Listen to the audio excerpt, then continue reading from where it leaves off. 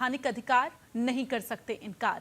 जी हां, यही टिप्पणी देश की शीर्ष अदालत ने की है। दरअसल एक मामले की सुनवाई करते हुए सुप्रीम कोर्ट ने मुस्लिम महिलाओं को गुजारा भत्ता देने के मामले में अहम टिप्पणी की है। कोर्ट ने साफ लहजे में कहा है, महिलाओं को गुजारा भत्ता दान का मामला नहीं है, बल्कि विवाहित महिलाओं के मौलिक अधिकार का मामला है। ये एक ऐसा अधिकार है जो भारत में धर्मनिरपेक्ष और धार्मिक सीमाओं से परे है। ये ऐसा अधिकार है जो सभी विवाहित महिलाओं के लिए जो है लैंगिक समानता और वित्तीय सुरक्षा के सिद्धांत को और मजबूत करता है। शीर्ष अदालत ने यह साफ कर दिया है कि तलाकशुदा मुस्लिम महिला भी अब सीआरपीसी की धारा 125 और अब की भारतीय नागरिक सुरक्षा संहिता की धारा 144 के तहत अपने पति से भरण पोषण की हकदार हैं। इसके लिए वो याचिका दायर कर सकती हैं और साथ ही जस्टिस बीवी नागरत्ना आधी आबादी के त्याग को याद दिलाते हुए उन्होंने कहा है कि अब वक्त आ गया है कि भारतीय पुरुष पत्नी के त्याग को समझें, पहचानें, बैंक में उनके ज्वाइंट अकाउंट खोलें, एटीएम तक उनकी पहुंच बढ़ाएं। और कुछ पति इस बात से अनजान हैं कि उनकी जो गृहिणी पत्नी है वो भावनात्मक और अन्य तरीकों से उन पर निर्भर हैं। पति के लिए जरूरी है कि वो पत्नी को नियमित रूप से वित्तीय सहायता उपलब्ध कराएं। मतलब अब कोर्ट ने यह साफ कर दिया है कि पत्नी कोई वस्तु नहीं बल्कि जीवन साथी है। ऐसे में उसकी अनदेखी नहीं की जा सकती।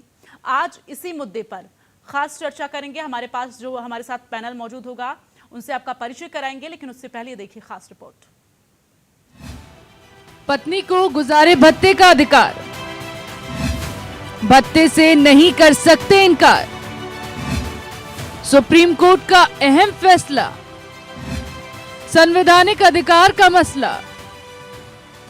देश की सबसे बड़ी अदालत ने आधी आबादी के हक के लिए अहम टिप्पणी की है। एक मामले की सुनवाई करते हुए शीर्ष अदालत ने साफ लहजे में कहा कि महिलाओं को गुजारा भत्ता कोई दान का मामला नहीं है, बल्कि विवाहित महिलाओं का मौलिक अधिकार है। ये ऐसा अधिकार है जो भारत में धर्मनिरपेक्ष है और धार्मिक सीमाओं से परे है। कहा जाता है कि ईंट पत्थरों से तो मकान बन जाते हैं, लेकिन उसे घर एक महिला बनाती है। घर बनाने के लिए एक महिला परिवार की धुरी पर अपनी जिंदगी न्योछावर कर देती है। घर बनाने के लिए वो अपनी महत्वाकांक्षाओं का दमन कर देती है। मकान को घर बनाने के लिए जाने कितने त्याग करती है। शीर्ष अदालत ने भी महिला के उसी त्याग को फिर से याद दिलाया है। भारतीय पुरुष पत्नी के त्याग को पहचाने, बैंक में उनके जॉइंट अकाउंट खोलें,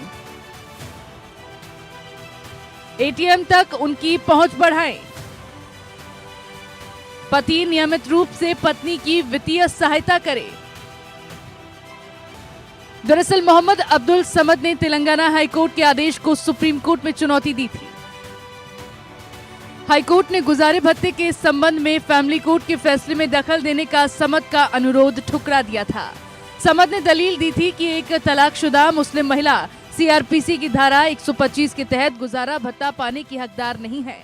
अदालत को मुस्लिम महिला अधिनियम 1986 के प्रावधानों को लागू करना होगा, जिस पर शीर्ष अदालत ने समद की याचिका को खारिज कर दिया। कोर्ट ने कहा, हर धर्म की महिला को समान हक का कानून, मुस्लिम महिलाओं को भी गुजारे भत्ते का अधिकार, 3 तलाक से पीड़ित महिला भी भत्ते की हकदार। शीर्ष अदालत ने याचिकाकर्ता के वकील वसीम कादरी की दलीलें सुनने के बाद 19 फरवरी को मामले में अपना फैसला सुरक्षित रख लिया था। कादरी ने दलील दी थी कि सीआरपीसी की धारा 125 के मुकाबले 1986 का कानून मुस्लिम महिलाओं के लिए ज्यादा फायदेमंद है। तेलंगाना हाईकोर्ट ने 13 दिसंबर 2023 को समद की पत्नी को अंतरिम गुजारे भत्ते के भुगतान के संबंध में परिवार अदालत के फैसले पर रोक नहीं लगाई थी। नेशनल कमीशन फॉर वुमेन ने भी फैसले का स्वागत किया है, तो वहीं दूसरी ओर इस फैसले से मुस्लिम महिलाओं में खुशी की लहर है। परेशानी अगर किसी को है तो है सिर्फ मौलाना, जिन्हें महिलाओं के हक की बात हजम नहीं हो रही है। News desk, India news, Uttar Pradesh, Uttarakhand.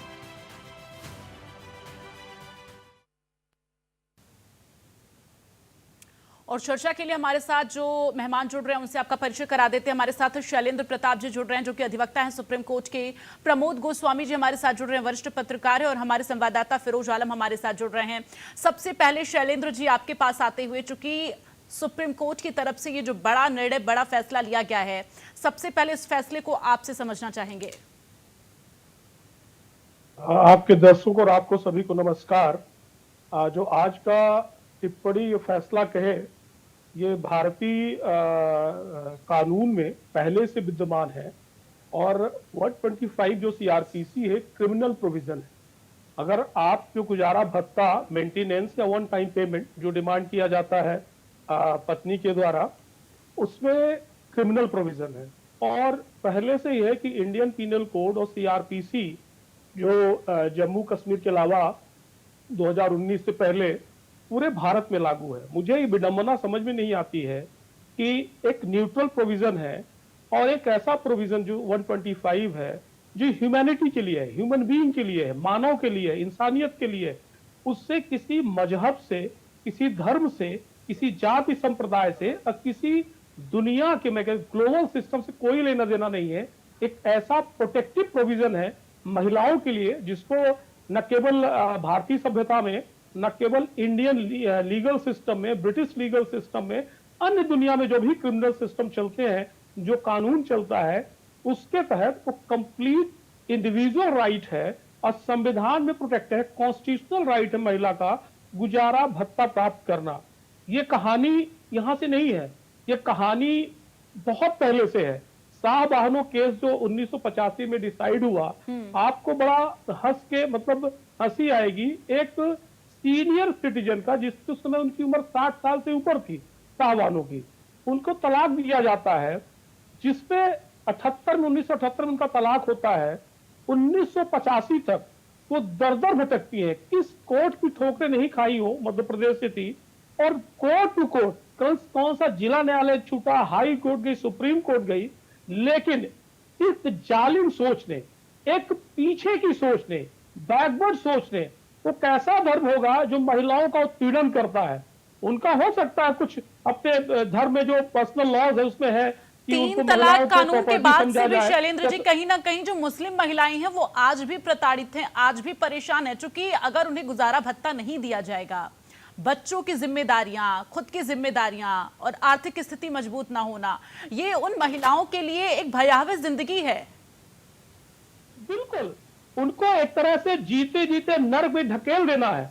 इसीलिए तो कहा जा रहा, आज से नहीं, आजादी के बाद से ही डिमांड चली कि यूनिफॉर्म सिविल कोड को लागू किया जाए।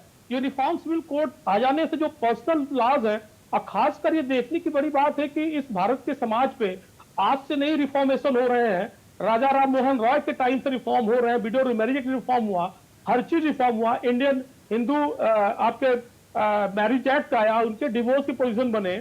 और तो और छोड़िए, गोवा में जहां पे पर्सनल लॉज है ही नहीं है, वहां पे चाहे मुस्लिम हो चाहे हिंदू हो, वो सब लॉज एप्लीकेबल है, वहां के मुसलमान भी उसको मानते हैं। और वहां के जो ही कट्टरवादी सोच जो है मुस्लिम्स के यूपी में, बिहार में चल रही है, वो जाके गोवा में खत्म हो जाती है। गोवा में तो बिल्कुल पर्सनल लॉज है, वहां पोर्चुगीज लॉज है, वहां तो एप्लीकेबल है, किसी को किसी प्रकार से वो नहीं है कि समस्या है कि प्रॉब्लम है कि लागू नहीं होगा। मुझे लगता है कि कोई पॉलिसी अगर वोट बैंक के मद्देनजर बनाई जाएगी या उसके तहत बदली जाएगी। 1985 में इतना शानदार निर्णय आया था कि यूनिफॉर्म सिविल कोड लागू करो, मुस्लिम महिलाओं की आवाज थी, लेकिन यहाँ के कट्टर जो कहते हैं आपके मौलवी हैं और यहाँ के राजनीति ने, जो यहाँ के मुसलमान, जो यहाँ के पॉलिटिशियंस हैं या फिर कोई अन्य दल है, उनको लगता है कि इनको बिल्कुल रूढ़िवादी व्यवस्था में जकड़े रहने दो। ठीक है शैलेंद्र जी, मैं आपके पास लौटूंगी। प्रमोद जी, मैं आपके पास आऊंगी। और देखिए, चूंकि इसको तमाम जो मौलाना है वो ये कह रहे हैं ये सरिया के खिलाफ है, और ये जो कानून, जो जिस हक की बात की जा रही है, अगर तलाकशुदा महिला है तो वो इससे अलग होंगी, ये हक उनको नहीं मिलेगा। लेकिन क्यों? क्योंकि देखिए, महिलाओं को ये हक मिलना जरूरी है, संवैधानिक अधिकार, और कोई किसी का भी संवैधानिक अधिकार छीन नहीं सकता। दीप्ति जी, निश्चित रूप से ये सर्वोच्च न्यायालय का एक बढ़िया और अच्छा, महिलाओं के लिए एक सुंदर फैसला है। निश्चित रूप से महिलाओं को जो और विशेष रूप से अगर देखा जाए तो मुस्लिम समाज में जो एक विडंबना ये है प्रमोद कि जी, आपको वहाँ रोकते पर हुए, उनको अगर आपके तलाक पास देने टीवी का चल रही है तो अधिकार, प्लीज आप तो उसकी आवाज, उसका वॉल्यूम कम करवा लीजिए। नहीं नहीं, टीवी नहीं, हमारे यहाँ टीवी नहीं चल रही, आपके किसी और पैनलिस्ट के पास होगा। ठीक है, आप अपनी बात रखिए। तो वो जो दीप्ति जी मैं कह रहा था, ये सुप्रीम कोर्ट का बहुत सुंदर और अच्छा फैसला है देश की आबादी, आधी आबादी के लिए। महिलाओं की स्थिति बड़ी ख़राब रही है अगर आज इस देश में देखें, और विशेष रूप से मुस्लिम समाज में अगर आप देखें तो वहाँ उनको तलाक देने का अधिकार नहीं था कि वो यहाँ से तलाक दे दिया और उनको घर से 3 बार तलाक दे के उनको घर से विदा कर दिया। अब न उनके खाने की, न उनके पीने की, न उनके रहने की, न उनके सहने की, तो बड़ी दुर्दशा थी। हालांकि 3 तलाक का जो फैसला केंद्र सरकार लाई वो एक अच्छा था कि, और दूसरा ये जो सुप्रीम कोर्ट ने आज फैसला दिया है, निश्चित रूप से उन महिलाओं को बहुत बड़ी राहत मिलेगी। और दिक्कत ये है मुस्लिम समाज में कि वो अपने शरीयत कानून को मानते हैं, जबकि ये देश जो है, वो जो कॉमन सिविल कोड की बात अभी जो शैलेंद्र जी ने कही, वो निश्चित रूप से इस देश में सभी के लिए होना चाहिए। अब सिख अपना अगर कानून लगाएं, हिंदू अपना लगाएं, सिख अपना लगाएं, तो इस देश का क्या कानून, तो एक देश है तो एक कानून होना चाहिए। इसीलिए बराबर जो बात हो रही है वो निश्चित रूप से इसीलिए हो रहा है कि कॉमन सिविल कोड होना चाहिए जो सबके लिए समान रूप से लागू हो। लेकिन मुस्लिमों को इस पर आपत्ति रही, और विशेष रूप से मौलाना जो है धर्म की आड़ में जो है वो इन महिलाओं का उत्पीड़न करते रहे हैं। और मुझे लगता है कि अब इससे जो सुप्रीम कोर्ट ने फैसला दिया है, इससे बहुत राहत मिलेगी उन महिलाओं को, और उसमें तलाक के मामले भी अब कम होंगे।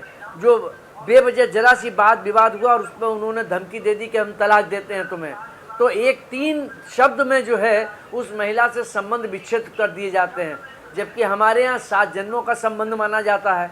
तो ये एक अलग अलग धर्म की अलग अलग रीत और रिवाज है।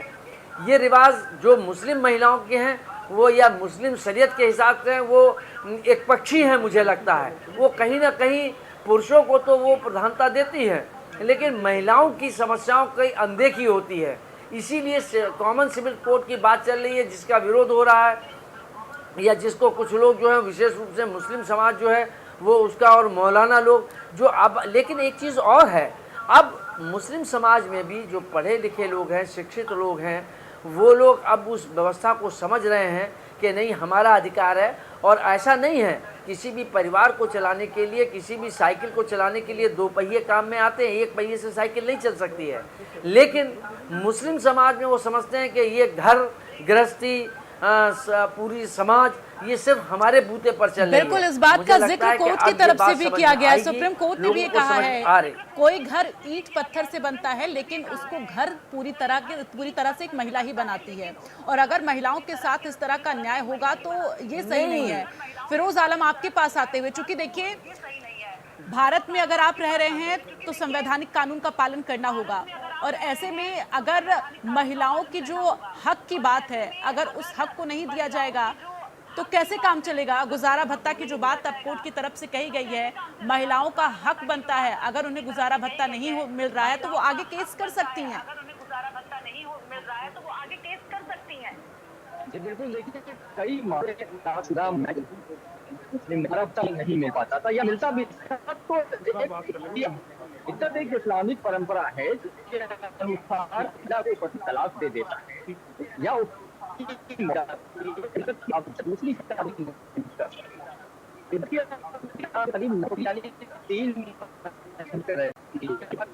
महिलाएं थी, दूसरी शर्त की जो अगर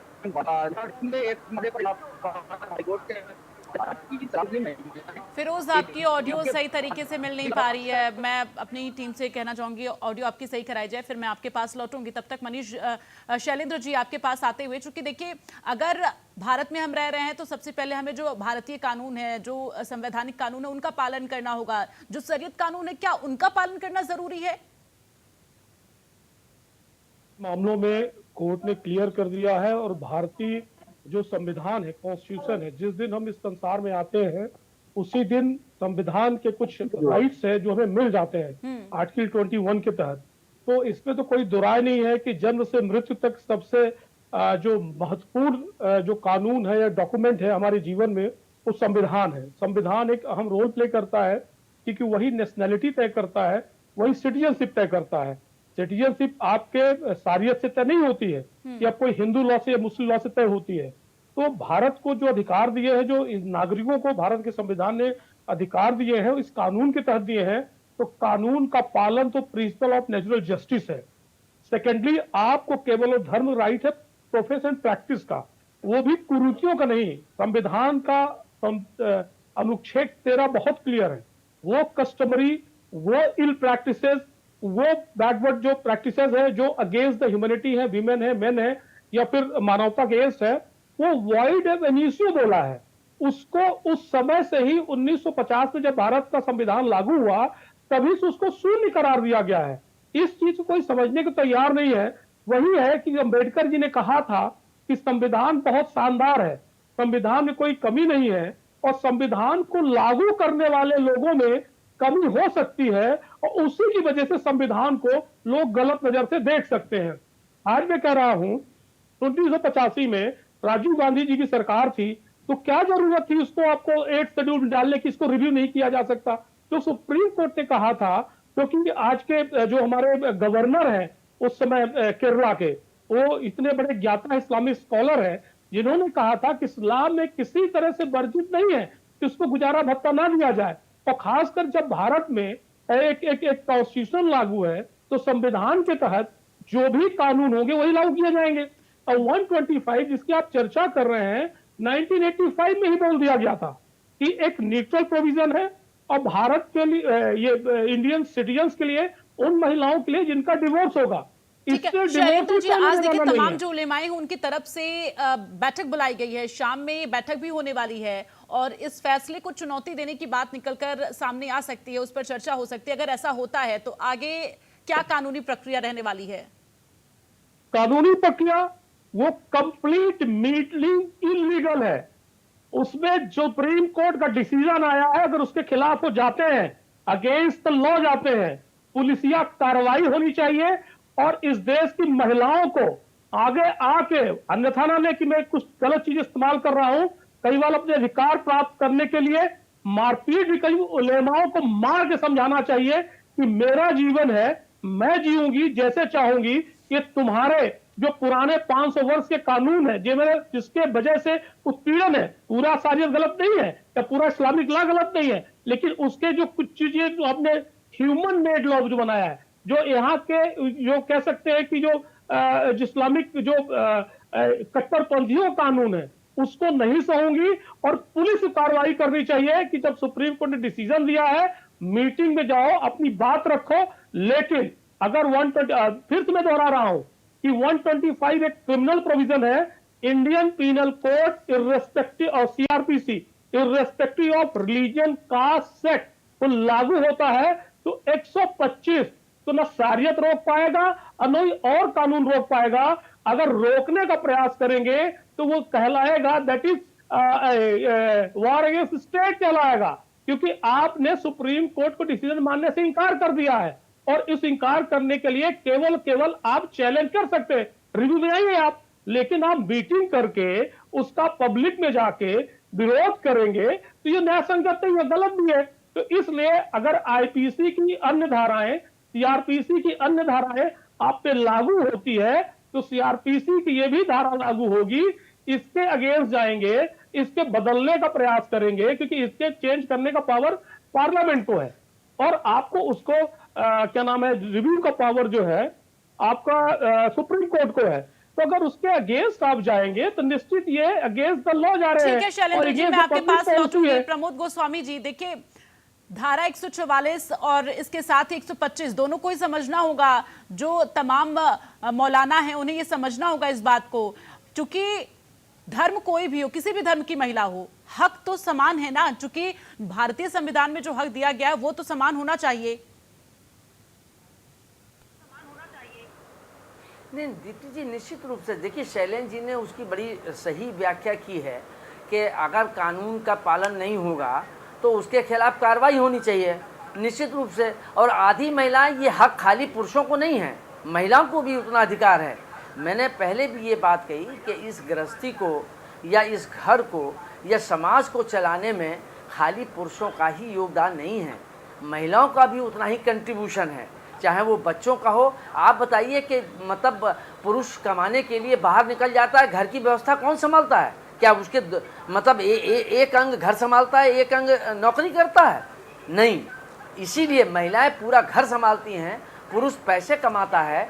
ये एक संयुक्त जिम्मेदारी है और संयुक्त निर्वहन भी है। तो जब संयुक्त जिम्मेदारी और संयुक्त निर्वहन की बात आती है, एक नैसर्गिक एक न्याय की बात है ये कि महिलाओं को अगर आप उनको खाली 3 तलाक करके 3 शब्द दे के उनको बाहर निकाल दें और उसके बाद उनको उनके खाने की, पीने की, रहने की कोई व्यवस्था न हो, वो बेचारी कहाँ जाएंगी? इस देश का आधा समाज क्या सड़कों पर घूमेगा? एनार्की फैल जाएगी। बिल्कुल सर्वोच्च न्यायालय का निर्णय बिल्कुल सही है और अगर वो अपील को जाते हैं, मुझे नहीं लगता है कि सुप्रीम कोर्ट के इस फैसले को अब अपील में या उसमें जाने पर रिव्यू कराने के लिए अगर जाते भी हैं मौलाना और इस मुस्लिम समाज के लोग, मुझे लगता है कि वहाँ से उनको कोई राहत नहीं मिलेगी, क्योंकि स्वाभाविक है, क्योंकि उनको उनके हक की बात है, उनके हक को कैसे देंगे?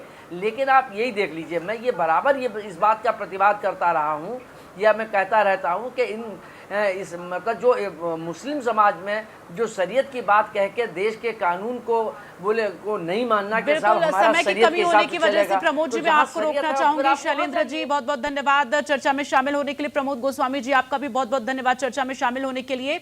लेकिन यहाँ पर अब मौलानाओं को समझना होगा, जो मुस्लिम धर्मगुरु हैं उनको समझना होगा कि जो महिलाएं हैं, जो तलाकशुदा हैं, जिनके पास आर्थिक इनकम का कोई जरिया नहीं है, उनके लिए गुजारा भत्ता बेहद जरूरी है, जो कि अब कोर्ट की तरफ से साफ कर दिया गया। फिलहाल यह वक्त एक छोटे से ब्रेक का है। ब्रेक के उस पार भी लगातार आपको दिखाएंगे लोगों का क्या कहना है इस सुप्रीम कोर्ट के फैसले को लेकर।